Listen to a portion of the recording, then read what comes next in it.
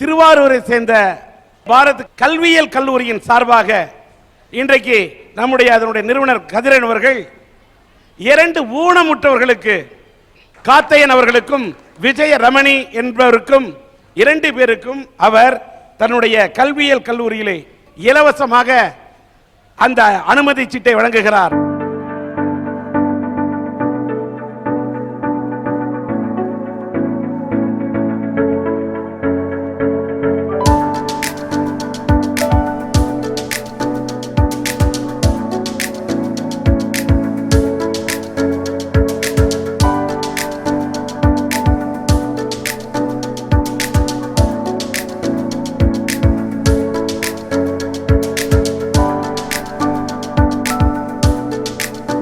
பாருங்க நான் எவ்வளவு சின்ன பிள்ளையா இருக்கேன். சொல்லுதா? என்னோட ஃப்ரெண்ட் ஒரு பிள்ளை சின்ன பிள்ளை தான். அதோட மனசுல என்ன நினைச்சிருக்குன்னு பாருங்க. ஸ்கூல்ல ஒரு பிள்ளைக்கு அம்மா இல்ல, கிழிஞ்ச ட்ரெஸ் தான் ஸ்கூலுக்கு போட்டு வரும். ஸ்கூல் ஃபீஸ் கட்டல, மிஸ் அடிச்சு அதை வெளியில நிக்க வச்சிட்டாங்க. அப்ப இன்னொரு ஃப்ரெண்ட் என்ன பண்ணுச்சு தெரியுமாங்க ஐயா? அது கட்டுறதுக்காக ஸ்கூல் ஃபீஸ் ஸ்கூலுக்கு கொண்டு வந்துருந்துச்சு. ஐயோ நம்ம ஃப்ரெண்டை வெளியில அடி வாங்கி நிக்க வச்சிட்டாங்களேன்னு சொல்லி அதோட ஸ்கூல் ஃபீஸ் எடுத்து கட்டுச்சுங்க ஐயா. வீட்டில் போய் அடிச்சாங்க அவங்க அம்மா. நான் அடுத்த நாள் ஸ்கூலுக்கு வந்துச்சு. நான் கேட்டேன், ஏன்டி இப்படி பொய் சொல்லி உங்க அம்மாட்ட அடி வாங்குறேன்னு. அப்ப அது என்ன சொல்லுச்சுங்க தெரியுமாங்க ஐயா?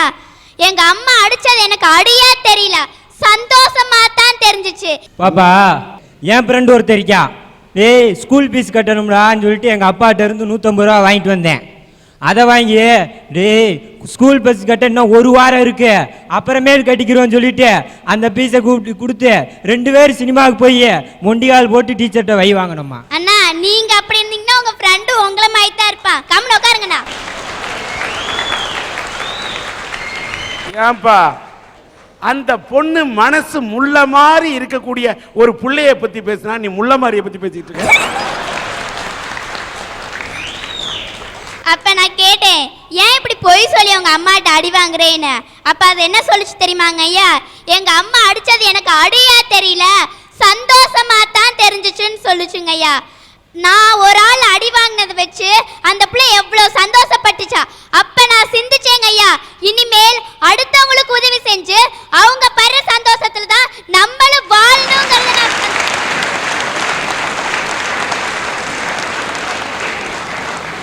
ஒரு ஊர்லங்க ஐயா அரியக்குடி ராமானுஜர்னு ஒருத்தர் இருந்தாரு. அவரோட குரு அவருக்கு ஒரு மந்திரம் சொல்லி தந்தாரு, சொர்க்க வாசலுக்கு போறத.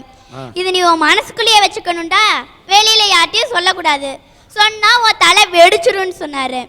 அப்படியே நடந்து திருகோஸ்டியூர்னு ஒரு ஊருக்கு போனாரு. அந்த ஊர் கோயில் கோபுரத்து மேல, பெரிய கோயில் கோபுரத்து மேல ஏறி நின்று, ஜனங்களே இங்க வாங்க, சொர்க்க வாசலுக்கு போற மந்திரத்தை நான் உங்களுக்கு சொல்றேன்னு சொன்னாங்க. இவர் சொல்ல போறான்னு தெரிஞ்சோடனே அவரோட குரு அங்கே வந்துட்டாரு. டேய், நான் உனக்கு என்னடா சொன்னேன்? இந்த மந்திரத்தை நீ வெளியில சொன்னீனா உன்னோட தலை செதறிரும் நான் சொன்னேன்லடா, அதே மீறி எப்படா நீ சொல்லான்னு அவரோட குரு கேட்டாரு. அதுக்கு அந்த அரியக்குடி ராமானுஜர் என்ன சொன்னார் தெரியுமாங்க ஐயா? நான் ஒரு ஆள் கஷ்டப்பட்டாலும் இத்தனை பேர் சொர்க்க வாசலுக்கு போறாளுங்க ஐயா, அதாங்க ஐயா எனக்கு வேணும்னு சொன்னாருங்க ஐயா. அதே மாதிரி தான் நம்மளும் சந்தோஷமா வாழணும், அடுத்தவங்களையும் சந்தோஷமா வாழ வைக்கணும், அதே சந்தோஷத்துல நம்மளும் வாழணுங்க ஐயா. இப்ப நீங்களே கேள்விப்பட்டிருப்பீங்க, சின்ன வயசுல இருந்தே ஊருக்கு புள்ள பிடிக்கிற வரையா நம்ம பாட்டிலாம் சொல்லியிருப்பாங்க. அந்த புள்ள பிடிக்கிறவன் என்ன சரிமாங்க ஐயா சரியா, அந்த குழந்தைய பிடிச்சிட்டு போய் நல்லா சூடு போட்டு நல்லா இருக்கிற குழந்தைகளோட கையை அப்படி மடக்கி ஒரு கட்டை போட்டு விட்டு சிவப்பு கலர் சாயத்தை ஊற்றி விட்டுறியான். அங்கே போய் என்ன போய் பழனி ஆண்டவர் கோயில நின்று பிச்சை எடுத்துட்டு வாடா, எனக்கு அந்த காசு தந்துடுறான்னு சொல்லிடுறான். அப்ப நல்லா இருக்கிற குழந்தைகளவே ஊனமாக்கி அந்த குழந்தைகளை உண்மையான ஊனமாக்கிறாங்க ஐயா சில கெட்டவங்க. நான் பிரம்மாட்ட ஒன்று சொல்லிக்கிறேன், இனிமேல் அப்பேற்பட்ட மனிதர்களை உலகத்துல படைக்காதீங்க பிரம்மா.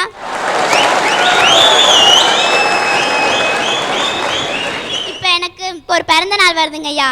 நம்ம மனநிலை பாதிக்கப்பட்ட குழந்தைகளை நிறைய பேரை பார்த்துருப்போம். பழனி கோயிலுக்கு அப்பனே முருகா, இது நீயே தான் எனக்கு கொடுத்த குழந்தை, அந்த குழந்தைக்கு நான் உனக்கு மொட்டை அடிச்சு இது ஓன் குழந்தை தான், நான் இதை இங்கேயே விட்டுட்டு போயிடுறேன்னு சொல்லிடுறாங்க. அப்படியே கோயிலுக்குள்ள சாமி கும்பிட்ற மாதிரி போய் அந்த குழந்தைகள்லாம் நழுவ விட்டு போயிடுறாங்க. பாவம் சார், ஒண்ணுமே இல்லாத அந்த குழந்தைகளை அப்படி விட்டுட்டு போய் அவங்க படுற பாடம் நீங்க பார்த்துருக்கீங்களா சார்? அப்படியே தலையை பிச்சு போட்டுக்கிட்டு ஒண்ணுமே தெரியாத மாதிரி போனாங்க. நம்மெல்லாம் சார், நம்ம அழுகணும்னா நம்ம அம்மா மடியில படுத்து அழுகுறோம், நம்மளுக்கு சோகம்னா நம்ம அம்மா மடியில படுத்து அழுகுறோம், நம்மளுக்கு நம்ம அம்மா எப்படி தலை சீவி அலங்காரம் பார்க்குறாங்க, பொட்டு வச்சு எல்லாம் நம்ம எவ்வளோ அழகா இருக்கணும், இத்தனை பேர் மத்தியில நம்ம புள்ள அழகா இருக்கணும்னு சொல்லி நம்ம அம்மா நினைக்கிறாங்கல்ல சார், அவங்க அம்மா நினைக்க முடியுமா சார்? அப்படியே திக்காலுக்கு ஒரு இடத்துல விட்டுட்டு போயிடுறாங்கல்ல சார். ஒரு அண்ணனை பார்த்தேன் சார், கிழிஞ்ச ட்ரெஸ்ஸை போட்டுட்டு இருந்தாங்க சார்.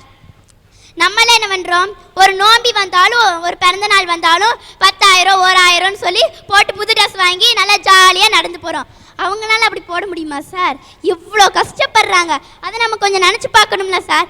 இப்போ அந்த குழந்தைய பார்த்தோன்னே நான் நினச்சேன் சார், எனக்கு இப்போ பிறந்த நாள் வருது சார், எனக்கு எங்கள் அம்மா அப்பா 1000 ரூபாய்க்கு ட்ரெஸ் எடுத்து தர்றத அந்த ஊனமுள்ள குழந்தைகளுக்கு நான் தருவேன் சார். கண்டிப்பா நான் தருவேன் சார். அவங்க சந்தோஷப்பட்டு அவங்க படுற சந்தோஷத்துல நான் வாழ்ந்து காமிப்பேன் சார், சாதிச்சுக்கிட்டே இருப்பேன் சார். எல்லாரும் இன்னொரு பிறவின்னு நினைக்காதீங்க சார், இந்த பிறவியில கடைசி இப்பிறவிலே சாதிங்க சார். சாதிச்சு அந்த மாதிரி ஊனமுற்ற குழந்தைகளுக்கு உதவி செய்யுங்க சார். உங்களுக்கு கடவுளோட ஆசீர்வாதம் என்னைக்குமே இருக்கும் சார்.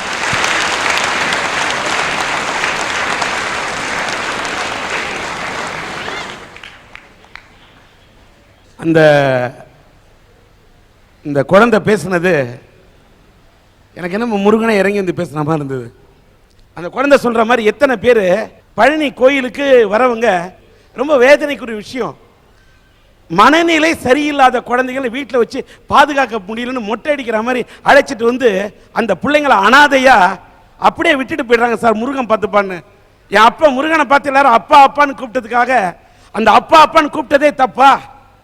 முருகன் பார்த்துப்பான்னு சொல்லிட்டு அந்த குழந்தைய பார்த்துக்கிறதுக்கு யாருமே இல்லாமல் அனாதையா விட்டுட்டு போயிடுறாங்க. அத்தனை குழந்தைங்க அனாதையா நிற்குது. அதாவது சின்ன குழந்தைங்களாவது யாராவது பெற்றவங்க பார்த்துட்டு பிள்ளையா நினைச்சு வளர்க்கக்கூடிய நல்ல தாய்மார்கள் இருக்காங்க.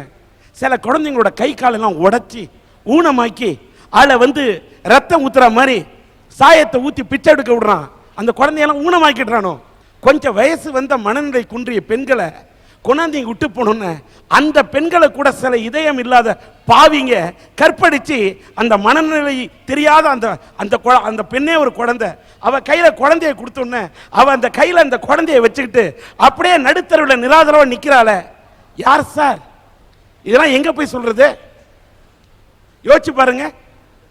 ஒரு மனநிலை இல்லாத சரியில்லாத ஒரு குழந்தைனா அதை வளர்க்கறது நம்மளோட கடமை, கஷ்டம்தான். ஏதாவது ஒரு அநாத ஆசிரமத்தில் விடுங்க.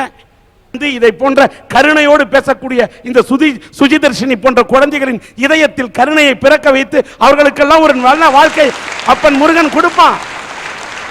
ஆனாலும் இதயமற்றவர்களே நீங்கள் எல்லாம் இப்படி செய்யாதீர்கள் என்பதைத்தான் இந்த சன் டிவியின் அரட்டை அரங்கத்தின் சார்பாக நாங்கள் கேட்டுக்கொள்கிறோம்.